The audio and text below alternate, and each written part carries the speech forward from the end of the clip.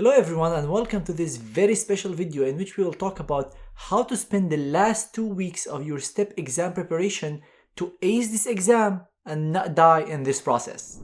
To take advantage of the last 2 weeks of your exam preparation, in my opinion, the most important thing to focus on is to be realistic. I see many students who have so many plans for their last 2 weeks, so many resources to prepare from, and at the end of the 2 weeks, they barely finish 10% of that. So the first thing that you need to ask yourself at the beginning of these 2 weeks is, what am I trying to accomplish during these 14 days I have? Am I planning to repeat the whole question bank? Am I planning to study the NBMEs, to do first aid? Have a detailed study schedule for these 2 weeks. Put exactly what are you studying, how long would each of these resources take, especially now you're in your last 2 weeks. So you have a pretty good idea of how long does it take you to finish a question, to finish certain pages of first aid, to do an NBME. So you can put in exactly how much time that would take and then put a detailed plan for your breaks, for your exercises, for everything. So now there would be no surprises.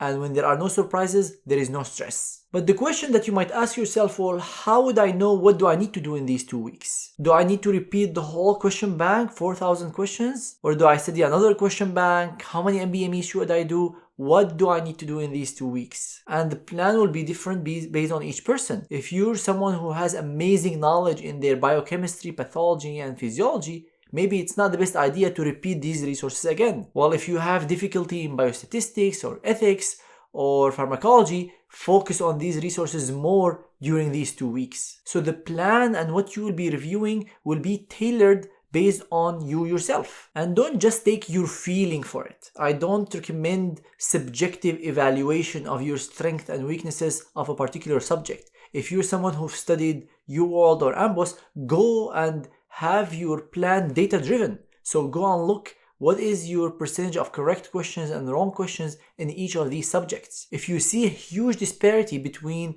subject A and subject B, well, maybe you should focus on the one that you have difficulty with. You're having much more wrong questions in. On the other hand, if you're someone who has pretty consistent wrong versus correct questions in all the subjects, here the plan will be totally different. So now after you convince yourself that you won't be able to go through the whole materials you studied in these last 2 weeks, you understood what subjects you have difficulty in, what subjects you're strong in, you come to pick what resources you will focus on during these 2 weeks. And when I tutor students, I usually have a few questions for them to understand where they stand before I recommend the resources that they need to review in these 2 weeks. The first question I asked, did you finish UWorld or AMBOSS or another question bank from beginning to end?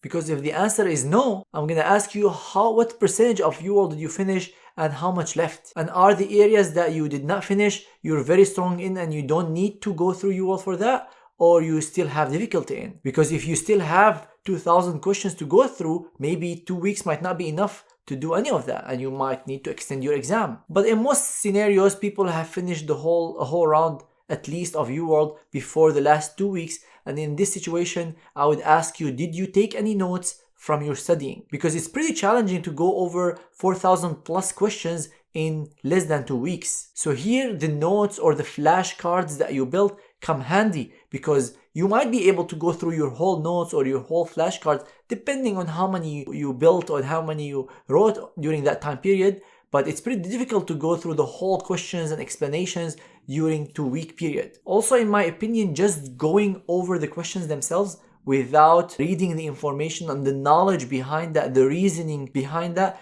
is not as useful. That's why focusing on the information that you found important during your studying is more relevant and is probably more high yield than just solving questions.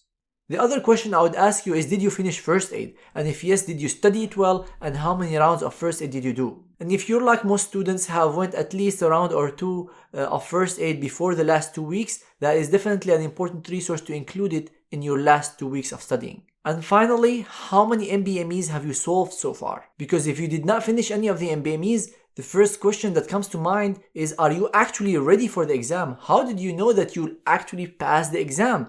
Because the NBMEs, what's cool about them is that they help you predict your score on the actual exam.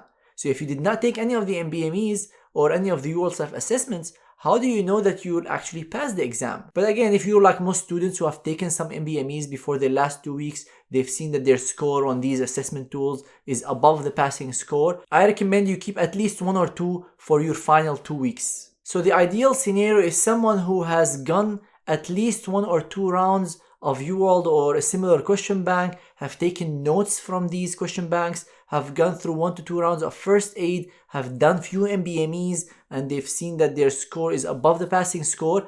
Here, when it comes to building your study schedule for the last 2 weeks, I highly recommend you give enough time to review the notes or the flashcards you took from the question bank. Maybe go through 1 round of first aid. If you did not do any first aid before, I don't think it's enough time to do a whole book 2 weeks before your exam. But if you've already studied first aid, you might consider including first aid in your last 2-week preparation. But be mindful here, it might be not enough time to go through the whole book. And here comes the idea of focusing on your weaknesses. So maybe go through the sections of first aid that you have more difficulty in rather than read the book from beginning to end. Because the book is around 600 pages or even more. So if you finish 60 pages of first aid a day, which is a lot of review to do, that will take you at least 10 days to finish. So that will leave no time for anything else almost. So here comes the idea of being very realistic and building a plan that is very tailored to your situation. And here where our tutors can come and help you to look at your situation, ask you all these difficult questions, get the answers from you, and help build you a study plan and study schedule that works for you. And if you want to explore that, go ahead and check the link that I will leave in the description below. So again, going back, if you want to incorporate first aid in the last 2 weeks, I highly recommend you focus on the areas that you have more difficulty in rather than doing the book from beginning to end, going over your notes and flashcards, but also keep in mind how much time that will take. If your notes and flashcards will take around 7-8 days to go through, that's great. You will have enough time to go through the other things that I will recommend. But if going through the notes by themselves will take 14 days, here also comes the idea of going through the more important ones or the ones you have more difficulty in.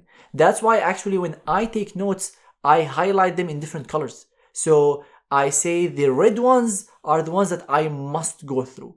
If I have only 2 days or 3 days of reviewing, these are must to go through. The green ones would be less important, but they're also very important. The yellow would be the least important.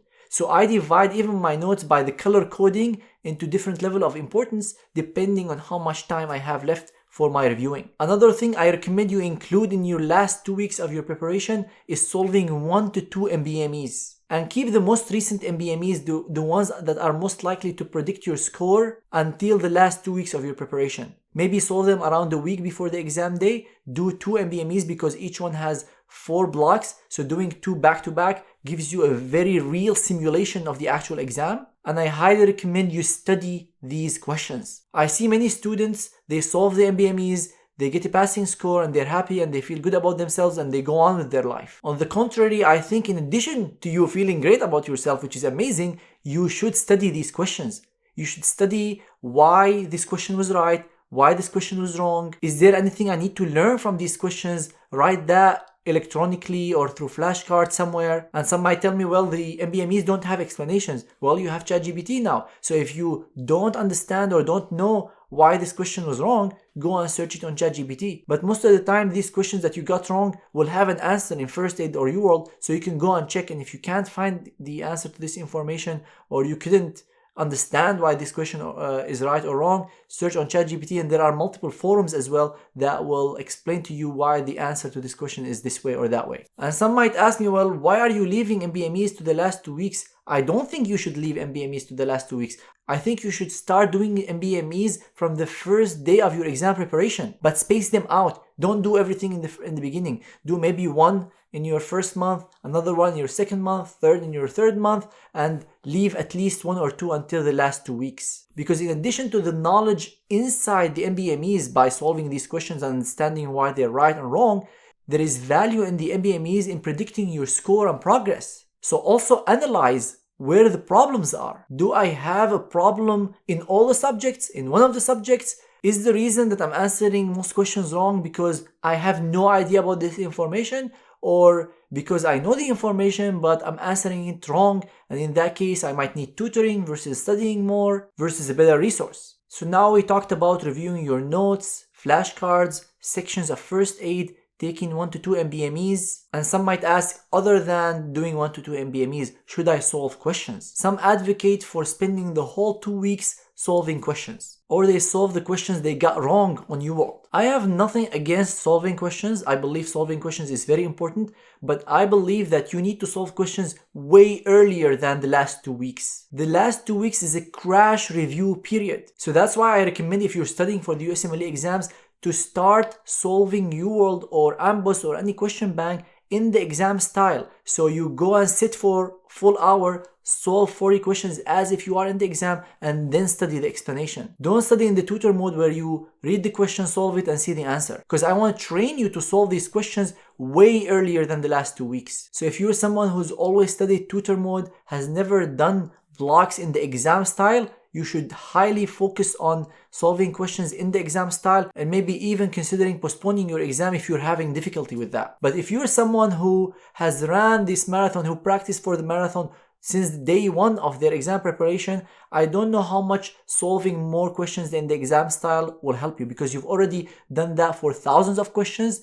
You've done multiple NBMEs and UWorld self-assessment, and you're also doing 1 to 2 NBMEs in the exam style in the last 2 weeks. But maybe to keep your flexibility in solving questions in the last 2 weeks, dedicate 1 to 2 hours of solving wrong questions, if that fits with the rest of your schedule. The reason why I'm not a huge advocate of solving the wrong questions only in the last 2 weeks is because you took notes from these wrong questions, and by reviewing the flashcards and the notes that you took in an active recall, and we're going to talk about that in a little bit, in an active recall style, you'd be able to review much more material, much more knowledge by reviewing the notes versus just repeating questions. Now, what do I mean by active recall? Active recall means that when you review the information, or you review your flashcards, you review your notes, you don't just read them. That's passive learning. You want to transition to active learning, so when you need this information on the exam day, it shows up and it doesn't disappoint you. And to do active recall,